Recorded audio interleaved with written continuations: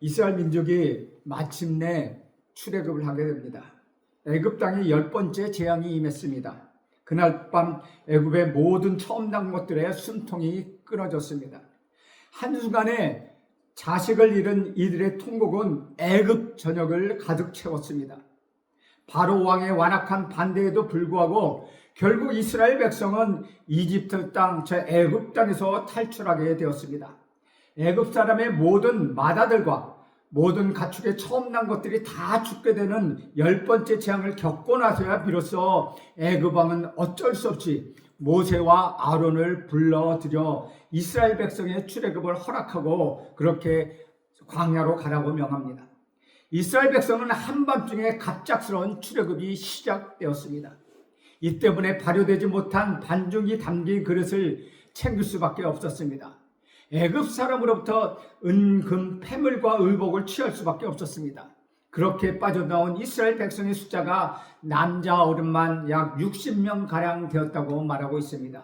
37절에 보면 이스라엘 자손이 람셋을 떠나서 숫곳에 이르니 유아외에 보행하는 장정이 60만 가량이요 라고 기록하고 있습니다.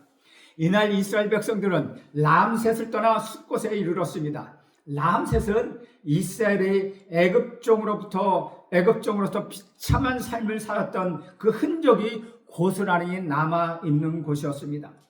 국고성 비듬과 람셋은 애굽의 종이 되었던 이스라엘 자손이 괴로웠던 지난 시대의 흔적이 고스란히 담겨있는 그런 곳이었다는 것입니다. 애굽 사람들에게 이곳은 역사의 자랑이 됐을지 모르지만 이스라엘 백성에게는 그곳은 치욕과 수치의 상징이었다는 것입니다.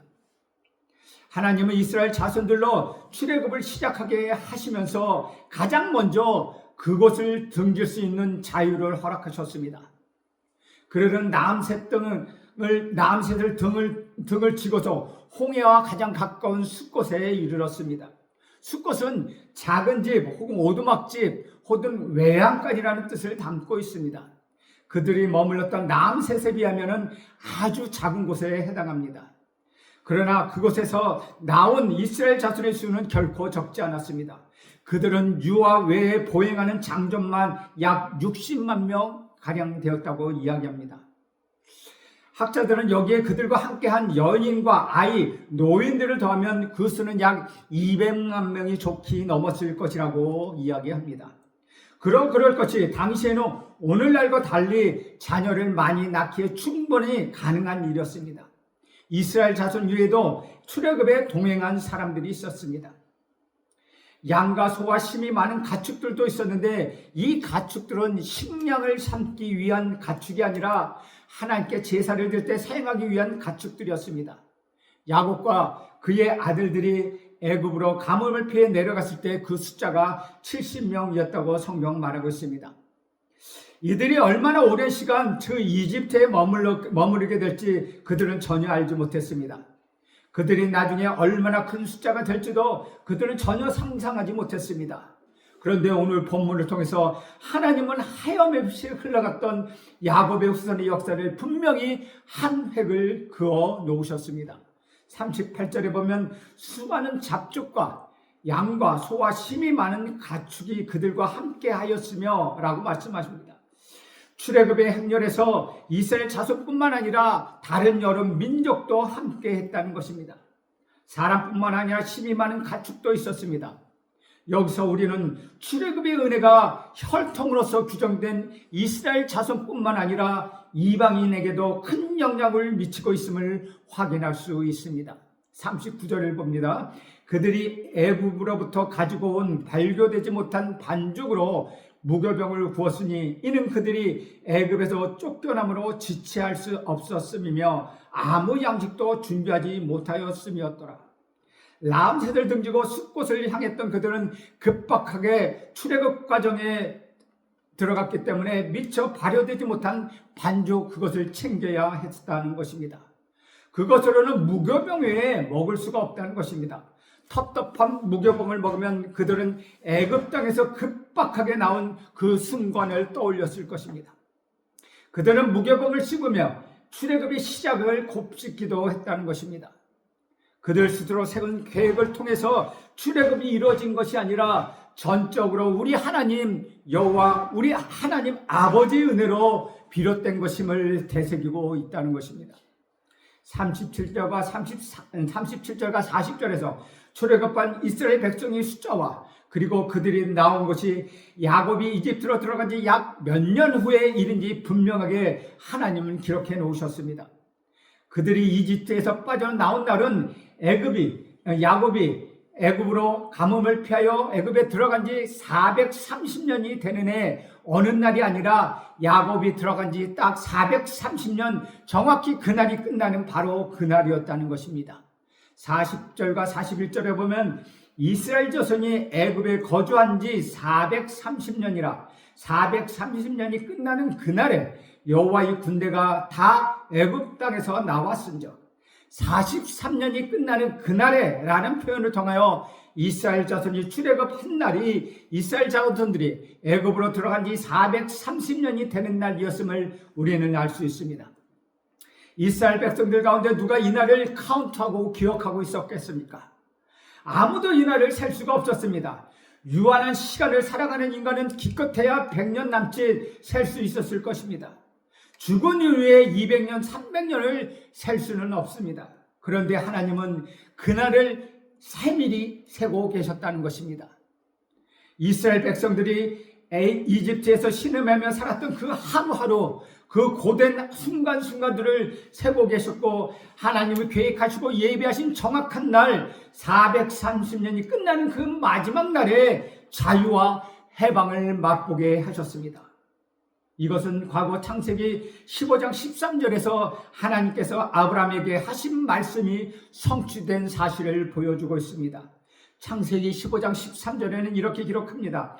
하나님께서 아브라함에게 이르시되 너는 반드시 알라 내 자손이 이방에서 계기되어 그들을 섬기겠고 그들은 400년 동안 내 자손을 괴롭히리니 수백 년 전 하나님은 아브라함에게 이 말씀을 전해주셨고 본문은 그 말씀이 이루어졌음을 보여주고 있습니다.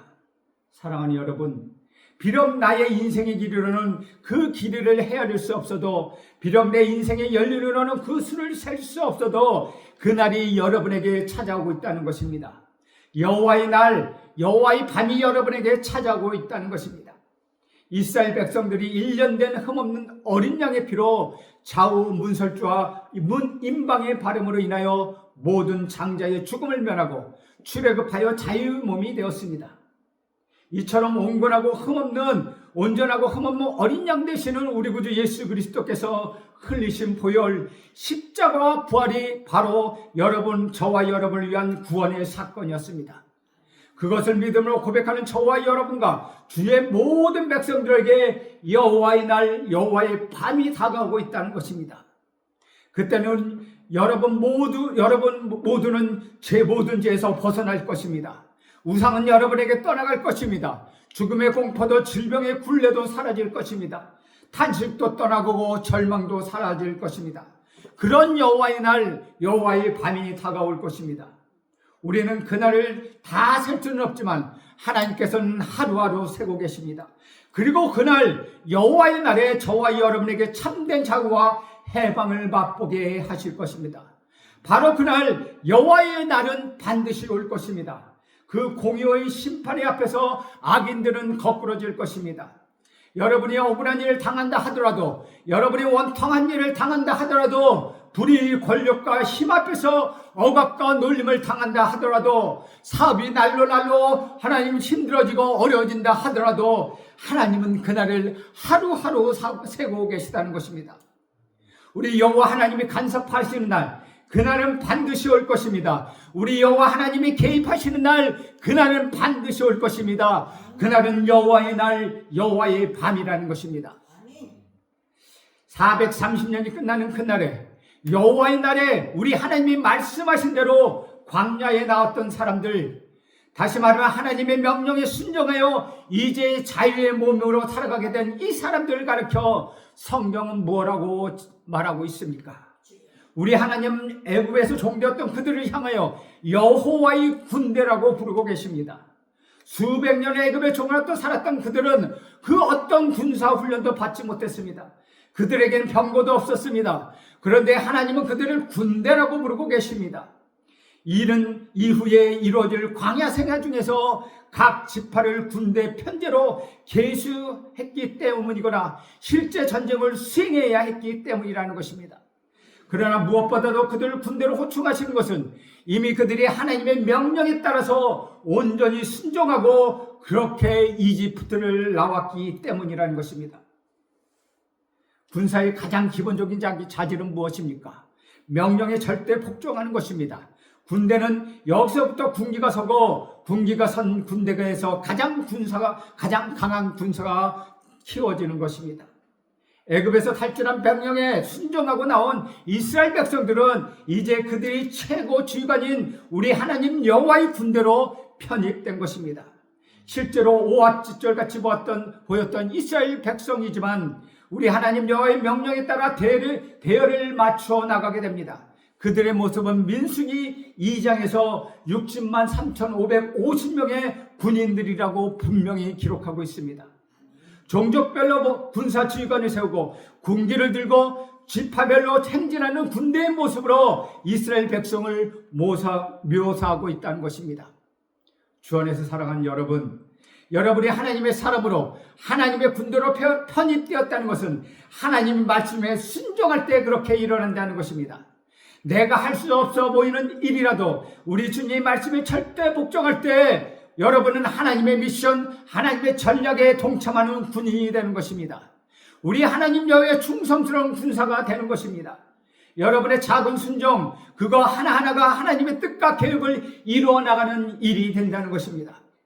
여러분이 순종하며 살아갈 때 여러분이 하나님 나라를 실현시키는 도구가 될 것입니다. 나는 여러분 모두가 하나님의 말씀에 순종하며 하나님의 군사로 하나하나 세워지기를 간절히 바랍니다. 42절 말씀입니다. 그 밤은 그들을 애굽 땅에서 인도하여 내심으로 말미암아 여호와 앞에 지킬 것이니 이는 여호와의 밤이라. 이스라엘 자손이 다 되도록 지킬 것이니라. 애굽의 모든 장자를 멸하시는 우리 하나님이 이스라엘 백성들을 인도하여 그 애굽 즉 이집트에서 탈출해 나오던 그날 밤에 무엇을 하셨습니까? 그날 밤 우리 주님께서는 이스라엘 자손의 출애굽을 위하여 밤을 세워 지켜주셨습니다. 따라서 그 밤을 주님의 밤으로 기억하며 이스라엘 자손이 이 밤을 대대로 지켜야 할 것이라고 말씀하고 계시다는 것입니다. 여기서 여호와의 밤이라는 단어에는 자지 않고 밤을 지새우다라는 의미가 담겨져 있습니다. 그래서 출애굽하던 그날 밤에 왜 우리 여호와의 밤이라고 불러야 합니까? 라고 물으면 우리 하나님 여호와께서 밤을 지새워 처리하시면서 이스라엘 백성을 지켜주셨기 때문입니다. 그래서 너희도 유월절 절기를 지킬 때마다 내가 밤을 세워 지킨 그 밤을 생각하여 하며 너희들도 하나님을 생각하며 밤을 세우도록 하여라 라고 말씀하고 계시다는 것입니다. 요즘은 철야 기도를 거의 하지 않는데 철야 기도의 내용이 사실 문제를 해결하기 위한 기도는 그렇게 많지 않습니다. 그런데 대부분 나를 구원하신 하나님을 생각하며 나를 위하여 십자가에 죽으시고 나를 위하여 부활하신 그 예수님을 생각하며 그 하나님을 찬양하고 감사하는 철야 기도는 찾아보기가 힘들다는 것입니다. 사랑하는 여러분, 나를 위하여 밤새워 지켜주시는 우리 하나님을 위하여 밤마다 시간을 내시길 간절히 바랍니다. 나를 위하여 십자가에 죽으시고 부활하신 그 예수님을 위하여 여러분 시간을 내시길 간절히 바랍니다. 그분과 교제하고 그분께 찬양을 올려드리고 경배하는 저녁 시간을 가지시길 바랍니다. 교회에서 가정에서 밤마다 그분의 은혜를 생각하고 감사의 시간을 가집시다. 여호와의 날이 다가옵니다. 여호와의 밤이 다가옵니다. 여호와의 군대의 일원이 되십시오. 순종하는 주의 군사가 되십시오. 주의 은혜를 생각하며 오늘 밤을 여호와의 밤으로 만들어가는 여러분 모두가 되시기를 저는 간절히 바랍니다. 이제 하나님은 이 밤을 어떻게 지켜야 할지를 구체적으로 말씀하십니다. 43절 말씀을 봅니다. 여호와께서 모세와 아론에게 이르시되 유월절 규례는 이러하니라. 이방 사람은 먹지 못할 것이나 우리 하나님께서 모세와 아론에게 가장 먼저 유월절 규례로 이방인들은 유월절 제물, 유월절 어린 양의 고기를 먹을 수 없음을 가르치셨습니다.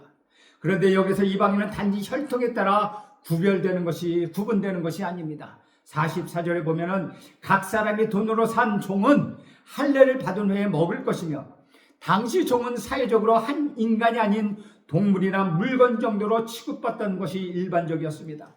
그러나 이스라엘 공동체 안에서는 그것이 달라졌습니다. 하나님은 돈으로 산 종이라 할지라도 할례를 받은 후에는 이스라엘 백성과 마찬가지로 유월절 제물을 먹을 수 있다고 말씀하고 계시다는 것입니다. 45절에 보면 거류인과 타국 품꾼은 먹지 못하리라.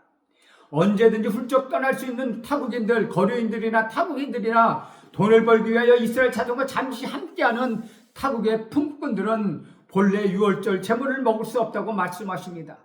그러나 우리 하나님은 그들에게도 길을 열어주셨습니다.